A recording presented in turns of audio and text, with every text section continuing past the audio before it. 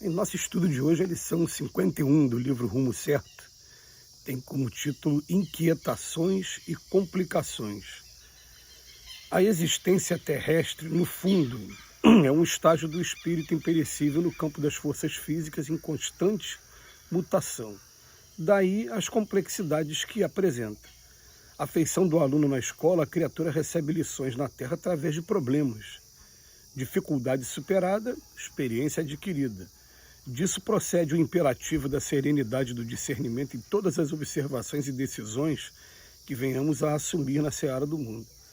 Quantas aflições se nos debitam unicamente a invigilância, seja nos desvarios do raciocínio, seja nos exageros da sensibilidade. Em todos os momentos da acerbidade e aspereza do cotidiano, confiemos no infinito poder da criação, de que nos achamos totalmente envolvidos em qualquer ponto do universo.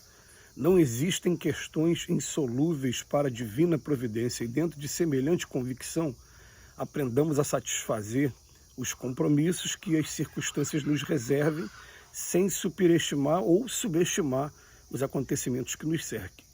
Equilíbrio edificante, paciência operosa. Frequentemente, a aflição é a nossa própria ansiedade respeitável mais inútil, projetada no futuro, mentalizando ocorrências menos felizes que, em muitos casos, não se verificam como supomos e, por vezes, nem chegam a surgir. Em suma, saibamos amar sem anos do apego, servir sem cobrar impostos de reconhecimento, desculpar sem apresentar faturas de suposta superioridade e agir para o bem sem qualquer taxa de irritabilidade ou excitação.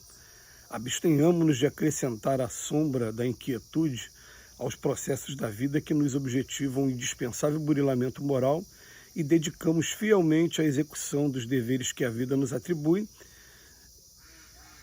Entreguemos as complicações do mundo à intervenção e ao critério da sabedoria de Deus. Emmanuel hoje vem falar para a gente sobre inquietações e complicações, e essa frase inicial aqui é uma frase já de impacto, né? Porque a existência na Terra é um estágio do espírito imperecível que nós somos, no campo das forças físicas em constante mutação. É interessante, sim, a gente sempre procurar fazer uma diferença entre espírito e matéria dentro dos moldes que a doutrina espírita apresenta para a gente. Porque, primeiro, o que é o espírito? O espírito foi criado pelo Pai um dia, de maneira simples e ignorante, sem inteligência e sem moralidade, e a aparência do espírito, ele diz para a gente que é como se fosse uma chama, um clarão, uma centelha etérea, uma energia, se fosse uma faísca de luz ali. E o que acontece? Eles dizem que essa luz, a partir do momento que ela foi criada, o caminho é só de progresso, é só ascensão o tempo todo. O máximo que pode acontecer no meio da jornada é a gente estacionar durante algum tempo e sentir os efeitos desse estacionamento por conta da lei de progresso. Então começa a doer o fato da gente não estar progredindo. Mas o espírito, em matéria de desenvolver inteligência e de desenvolver moralidade, ele é sempre para frente, ele nunca retrograda. Agora vamos ver a matéria. A matéria tem várias propriedades. Então a matéria está em constante transformação. Inclusive, uma das transformações dela é ela se destruir, se deteriorar. A matéria hoje, a maioria na ciência já concorda que a gente vem todos de um elemento primitivo, como a doutrina espírita fala para a gente. Ele vem falar para a gente que enquanto a nossa tabela periódica começa no hidrogênio, existe uma tabela periódica no plano espiritual cujo o elemento número 1 é um elemento universal, cósmico universal, como diz ali no Livro dos Espíritos.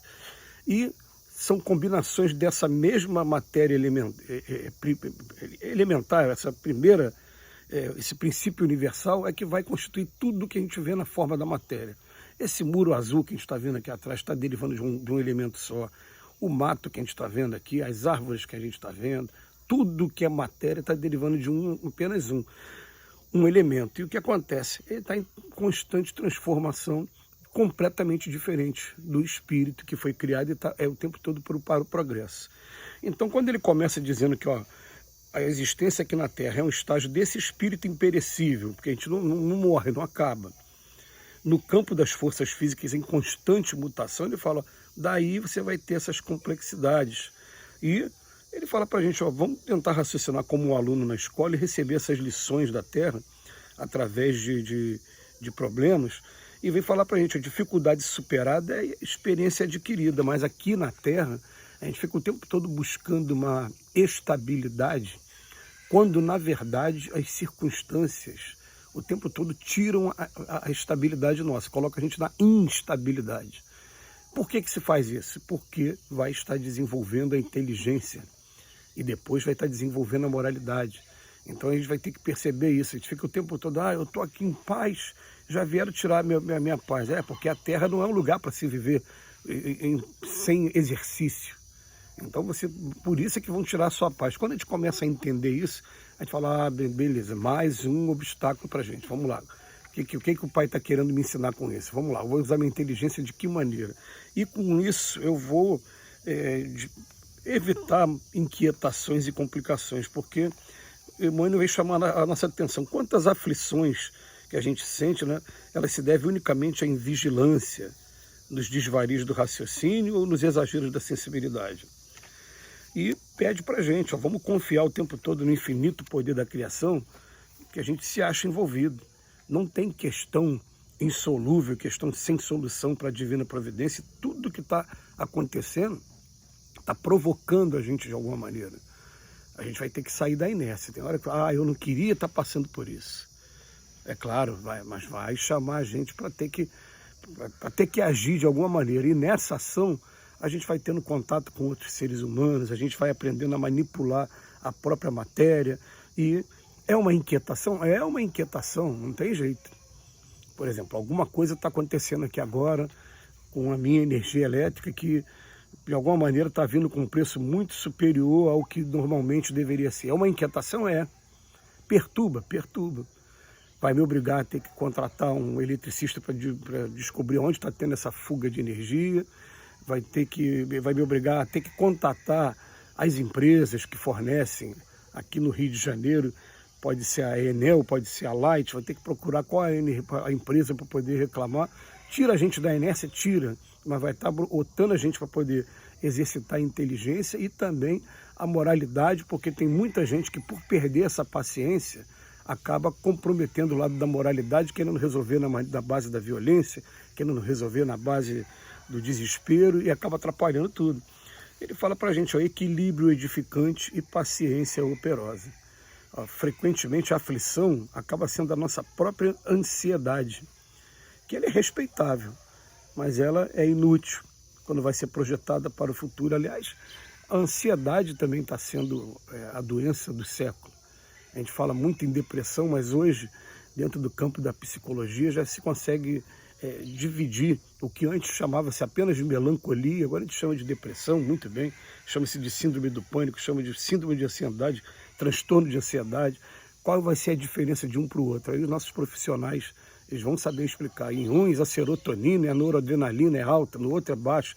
Tem diferença de um para o outro, até o tratamento de um para o outro também tem diferença, mas está sendo a doença do século porque a gente não está sabendo dosar e entender a razão das provas que a gente recebe o tempo todo enquanto a gente está aqui na vida. Então ele fala para a gente, em suma, saibamos amar sem nos apegar, servir sem cobrar reconhecimento, desculpar sem apresentar superioridade, agir sem taxa de irritabilidade ou de excitação.